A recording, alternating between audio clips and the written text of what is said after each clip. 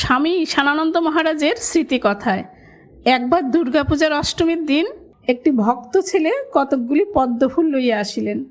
সদর দরজার নিকট আমাকে দেখিয়াই ভক্তটি দুই হাতে ফুল সমেত হাত তুলিয়া আমাকে লক্ষ্য করিয়া বলিলেন, দাদা নমস্কার। মা উহা দেখিয়াছিলেন।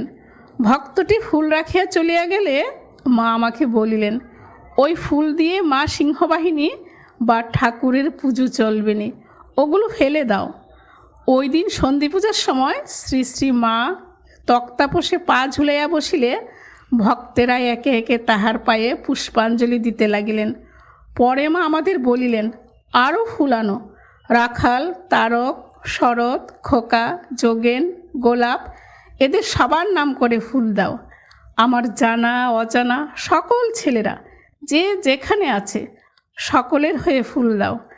আমি দুই হাতে ফুল তুলিয়া ওইরূপ অঞ্জলি দিতে থাকিলে শ্রী শ্রী মা জোর হাতে ঠাকুরের দিকে চাহিয়া কিছুক্ষণ স্থিরভাবে বসিয়া বলিতেছেন, সকলের ইহকাল ও পরকালের মঙ্গল হোক। ঠাকুর, তুমি সকলকে দেখো। জয় মা, জয় ঠাকুর।